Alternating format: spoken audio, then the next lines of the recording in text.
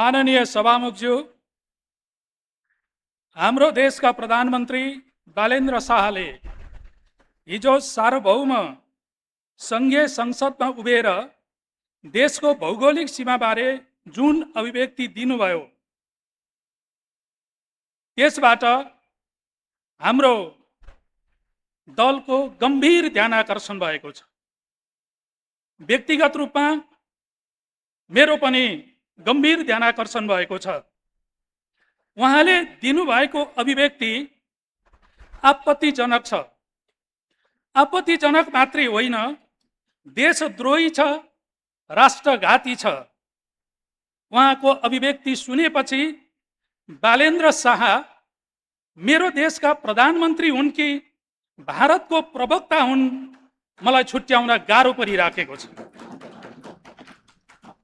माननीय सभामुखज्यू, सार्वभौम संसदमा देशका कार्यकारी प्रमुख प्रधानमन्त्रीले मेरो देशले अर्काको देशको धेरै ठाउँमा सीमा मिचेको रहेछ भन्न मिल्छ?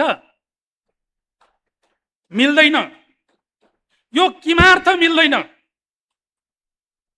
यो नेपाल र नेपालीको अन्तर्राष्ट्रिय जगतमा शिर झुकाउने लज्जास्पद अभिव्यक्ति हो। यो कूटनैतिक मर्यादा विपरीत हो। त्यति मात्रै होइन, यो लेन्डुप दोर्जेको नयाँ संस्करण हो। के मेरो देशका प्रधानमन्त्री 21औं शताब्दीको लेन्डुप दोर्जे बन्न तयार बनेका हुन्? मान्य सभामुखज्यू, भारतले कैयौं ठाउँमा हाम्रो सीमा मिचेका छन्। लिपु लेक र लिम्पिया धुराको त कथा अर्कै नै छ। ती भूमि नेपालको हो भन्ने ऐतिहासिक प्रमाणहरूले पुष्टि गरेपछि नेपाल सरकारले देशको पुरानो नक्सा बदलेर चुच्चे नक्सा जारी गरेको थियो। तर दुःखको कुरा, आजसम्म नेपाल सरकारले ती भूमि फिर्ता गर्न सकेको छैन। नक्सामा मात्रै राखेर भएन, सरकार ती भूमि फिर्ता पनि गर्नु पर्यो। हिजो प्रधानमन्त्रीले सार्वभौम संसदमा जे कुरा बोल्नुभयो, भारत सरकार त्यही कुरा प्रधानमन्त्री वा अन्य कुनै अधिकारीबाट उहाँहरूको मुखबाट बोलाउन चाहन्थ्यो। उनीहरूको चाहना प्रधानमन्त्रीले हिजो पुरा गरिदिनुभयो। यसको पुरस्कार तपाईले त व्यक्तिगत रूपमा पाउनुहोला प्रधानमन्त्रीज्यू, तर एउटा सदियौंदेखि स्वतन्त्र र सार्वभौम देशले पहिलो पटक दण्ड पाउँदैछ। अब भारत सरकारले भन्न सक्छ, हाम्रो सीमा तिमीले पनि मिचेका रहेछौ, हामीले पनि कतै मिचेका रहेछौँ भने त्यसलाई दुवै देशले सीमाविद, इतिहासविद र विज्ञहरू राखेर समस्याको समाधान गरौँला। तर मलाई लाग्छ भारतले त्यो भन्नेवाला छैन। हाम्रो प्रधानमन्त्रीले ब्रिटिसले भारत छाड्दै गर्दा कुन भूमि नेपालको, कुन भूमि भारतको थियो, त्यसको आधारमा सीमा समस्या समाधान गर्ने कुरा बताउनु भएको छ। त्यो राम्रो कुरा हो। यस सन्दर्भमा म प्रधानमन्त्रीज्यूलाई प्रश्न गर्न चाहन्छु। सम्माननीय प्रधानमन्त्रीज्यू, तपाईँ कुन सन्धिको आधारमा सीमा समस्या समाधान गर्न चाहनुहुन्छ? 1816 को नेपाल अंग्रेज बीचको सुगौली सन्धि, 1860 मा जङ्गबहादुरलाई फिर्ता गरेको नयाँ मुलुक सहितको भूगोल, वा पछिल्लो नेपाल भारत बीचको 1950 को सन्धि? कुन आधारमा प्रधानमन्त्रीज्यू? 4 मार्च 1816 मा सुगौली सन्धि भएपछि नेपालको सीमा पूर्वमा टिस्टा, पश्चिममा काँगडा र दक्षिणमा सतलज कायम गरिएको थियो। सन् 1857 मा भारतमा भएको सिपाही विद्रोह दबाउन जङ्गबहादुरले ठूलो सहयोग गरे बापत अंग्रेजले सन् 1860 मा बाँके, बर्दिया, कैलाली र कञ्चनपुर फिर्ता गरेका थिए। आजको नेपालको नक्सा नयाँ मुलुक फिर्ता भएपछि निर्माण गरिएको नक्सा हो। त्यस यता सीमा सम्बन्धी कुनै पनि सन्धि भएको छैन। सम्माननीय प्रधानमन्त्रीज्यू, सुगौली सन्धिको धारा 5 मा लेखिएको छ, नेपालमा श्री 5 महाराज धिराजबाट महाकाली पश्चिमका सबै भूभागहरूमाथि मौसुबका उत्तराधिकारीको समेत सबै किसिमका हक दाबीहरूलाई परित्याग गरिबक्सेको छ। मौसुबबाट त्यहाँका निवासीहरूबारे पछि परन्तुसम्मका लागि कुनै पनि किसिमको सरोकार राखी बक्सने छैन। यस सन्धिको धारा 5 ले महाकाली पूर्वका सबै नेपाल हो भन्ने स्पष्ट गरेको छ। तर भारतले सन् 1962 विक्रमसम्म 2019मा चीनसँग सीमा युद्ध हुँदादेखि नै नेपाली भूमि अतिक्रमण गरी काला पानीमा आफ्नो सैनिक क्याम्प राखिराखेको छ। नेपाली भूमिमाथिको अतिक्रमणलाई वैध बनाउन भारतले लिम्पिया धुराभन्दा पूर्व लिपु लेकबाट बग्ने नदीलाई काली भनेर व्याख्या गरिरहेको छ। भारतले लिम्पिया धुरादेखि लिपु लेकसम्मको 372 वर्ग किलोमिटर भूमि कब्जा गरिरहेको छ। यति ठुलो भूभाग आज 61 वर्षदेखि उसको नियन्त्रणमा छ। यही तथ्यको आधारमा हिजो नेपाल सरकारले ती भूमि नेपालको हो भन्ने दाबी गर्दै चुच्चे नक्सा जारी गरेको हो। सन् 1950 जुलाई 31मा सम्पन्न सन्धिको आधारमा भन्ने हो भने भारतले 1816 को सुगौली सन्धि अघिको विशाल नेपाल पूर्वमा टिस्टा, पश्चिममा काँगडा र दक्षिणमा सतलज फिर्ता गर्नुपर्छ।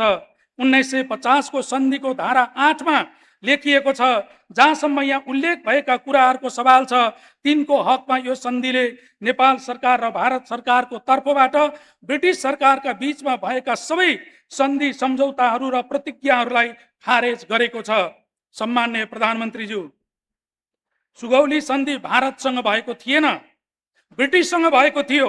1950 मा भारतसँग भएको सन्धिमा यो सन्धिले नेपाल सरकार र भारत सरकारको तर्फबाट ब्रिटिस सरकारका बीचमा भएका सबै सन्धि सम्झौताहरू र प्रतिज्ञाहरूलाई खारेज गरेको छ भनेपछि सुगौली सन्धिमा अंग्रेजसँग भएका सन्धिहरू पनि खारेज भएनन् र सायद यही आधारमा आज पनि नेपालमा ग्रेटर नेपालको बहस भइरहेको छ। तपाईले पनि यसैलाई आधार मानेर हिजो आफू काठमाडौँ महानगरपालिकाको मेयर हुँदा विशाल नेपालको नक्सा प्रतीकात्मक रूपमा आफ्नो कार्यकक्षमा राख्नु भएको होइन र? सम्माननीय प्रधानमन्त्रीज्यू, तपाईलाई प्रश्न छ, तपाईले हिजो काठमाडौँ महानगरपालिकाको मेयर हुँदा किन विशाल नेपालको नक्सा आफ्नो कार्यकक्षमा राखेर नागरिकको भावना भड्काउनु भयो? आज किन नेपालले धेरै ठाउँमा भारतको सीमा मिचेको रहेछ भन्दै भन्नुहुन्छ? यसको जवाब तपाईले आम नागरिकलाई दिनै पर्छ। सम्माननीय प्रधानमन्त्रीज्यू, तपाईको सम्बोधन आएपछि परराष्ट्र मन्त्रालयले यसलाई क्रस बोर्डर अकुपेसनको रूपमा व्याख्या गरेको देखियो। कतिपय कथित विद्वानहरूले क्रस होल्डिङ अकुपेसनको रूपमा अर्थ लगाउन खोजेको पनि देखियो। तर तपाईले त स्पष्ट भन्नुभएको छ नेपालले पनि धेरै ठाउँमा भारतको सीमा मिचेको रहेछ। एक ठाउँ दुई ठाउँ होइन, धेरै ठाउँ भन्नुभएको छ। धेरै ठाउँ भनेको सीमावर्ती 27 जिल्लामा फैलिएको 1880 किलोमिटर सीमा क्षेत्र मध्ये कति ठाउँ हो? अनि कुन कुन ठाउँ हो? भारतका कतिपयले त गौतम बुद्ध जन्मस्थल लुम्बिनी पनि भारतकै हो भन्छन्। कालापानी, लिपु लेक र लिम्पियाधुरा पनि भारतकै हो भनी दाबी गर्छन्। 145 वर्ग किलोमिटर हाम्रो भूमि मिचिएको सुस्तामा केही भएको छैन भन्छन्। तर यो सत्य हो त प्रधानमन्त्रीज्यू? जहाँसम्म क्रस बोर्डर अकुपेसन र क्रस होल्डिङ अकुपेसनको कुरा छ, सुन्दा उस्तै लागे पनि यी दुई शब्दको अर्थ फरक छ। यी दुई शब्द सीमा विवादसँग सम्बन्धित शब्द हुन्, तर तिनको अर्थ फरक हुन्छ। क्रस बोर्डर अकुपेसनको अर्थ कुनै देशका नागरिक सुरक्षा निकाय वा संस्थाले अर्को देशको भूभागमा गएर भौतिक रूपमा बसोबास, खेतीपाती, निर्माणमा प्रयोग गर्नु हो भने क्रस होल्डिङ अकुपेसनको अर्थ सीमा क्षेत्रमा दुवै देशका नागरिकले एक अर्काको देशभित्र पर्ने जमिन स्वामित्व वा भोगाधिकारको रूपमा राख्नु र कतिपय अवस्थामा प्रयोग पनि गर्नु हो। यसर्थ सीमा क्षेत्रमा क्रस बोर्डर अकुपेसनको होइन, क्रस होल्डिङ अकुपेसनको समस्या हो। मेरो विचारमा नेपाल भारत सीमा क्षेत्रमा हिजो सीमा मिलाउँदा भारततिर केही ठाउँको जमिन नेपालीले आफ्नो स्वामित्वमा भोगाधिकारको रूपमा राखेको हुन सक्छ, तर अनधिकृत रूपमा प्रयोग गरेको छ जस्तो मलाई लाग्दैन। त्यसैले परराष्ट्र मन्त्रालयले यस कुरालाई सच्याउनु पर्दछ। जहाँसम्म क्रस होल्डिङ अकुपेसनको समस्या छ, त्यो के नेपाल भारत बीचको मात्रै समस्या हो? मलाई थाहा भएसम्म यो समस्या संसारका धेरै देशहरूका बीचमा छन्। जस्तै भारत र पाकिस्तान बीच निकै ठुलो तनाव छ, समस्या छ। तर पन्जाब प्रान्तमा अहिले पनि भारतका किसान पाकिस्तान र पाकिस्तानका किसान भारतमा गएर खेती गर्छन्। यस्तै समस्या नेपाल र भारतको बीचमा पनि सीमा क्षेत्रमा होलान्। तर सवाल यो होइन, सवाल सीमाको हो। तसर्थ प्रधानमन्त्रीज्यू, हिजो तपाईले सार्वभौम संसदमा जुन अभिव्यक्ति दिनुभयो त्यो अक्षम्य छ, राष्ट्रघाती छ, देशद्रोही छ।